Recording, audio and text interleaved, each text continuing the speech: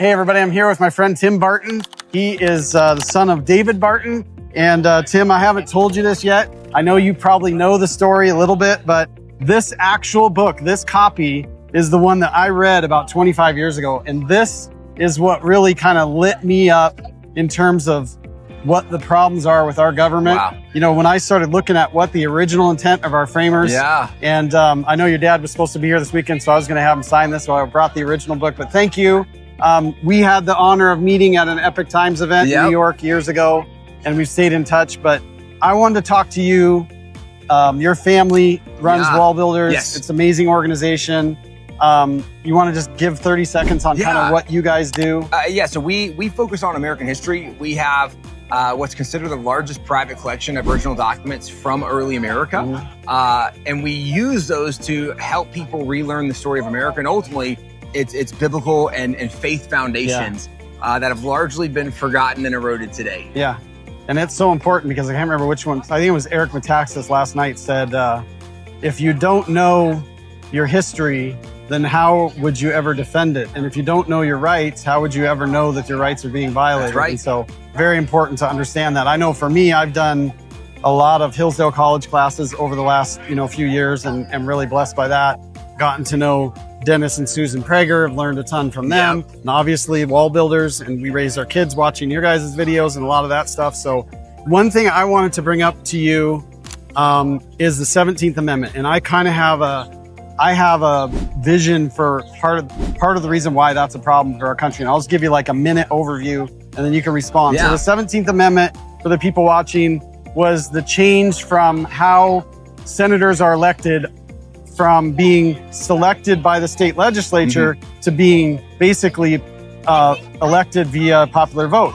And it started because of a movement actually in Oregon, was the first state to actually pass through their legislators, say, hey, we're gonna start giving the citizens the right to vote for their, and it sounds reasonable, right? And so this all happened February of 1913, we passed the 16th Amendment, which has to do with how, it allows the federal government to tax us directly. And then April, they passed the 17th Amendment, which changes how senators are elected from being selected by the state legislature to being elected by popular vote. And then in December of that year, they passed the Federal Reserve Act.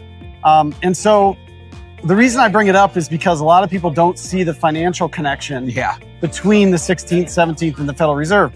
The senators are elected, they're selected by the state legislature because they represent the sovereign.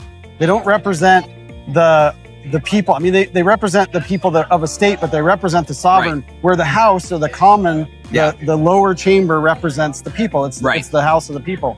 And that's why it's by apportionment instead of just by state. And so I think it's a big deal for finances because when the House, where all financial bills are initiated, say, hey, the House says I want to spend $10,000, they send that to the Senate, and then the senators are supposed to do what? They're supposed to check in with the state legislature and say, hey, how do you want to deal with this potential spending bill that the House has started? See how it puts a check on them financially.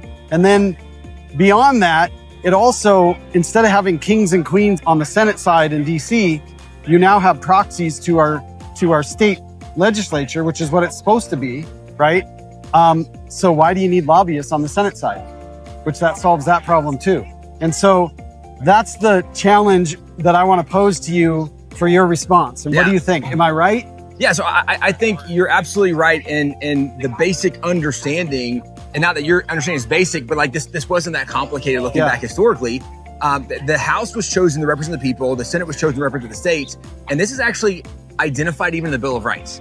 Because the 9th Amendment says that whatever is not explicitly given to the people in the Bill of Rights, that they still have more rights. Right. And then the 10th Amendment says whatever is not explicitly given to the federal government in the Constitution, the rights belong to the states. Well, the 9th Amendment was about more rights for the people. The 10th Amendment was about more rights for the states. And that's where the House was supposed to represent the people. Exactly. The Senate was supposed to represent the state. And when we moved to just having a popular vote for the Senate, just like you would elect a state representative, what happened is the people that were tasked with representing and defending the states, they ceased to recognize what their role was, or that role shifted and changed. And so then the things that are the most beneficial for the states is not what they're motivated by. They're motivated by what are the things that people feel in that moment. Right. And so the very nature of a check and balance has been eroded, which is what you're alluding to.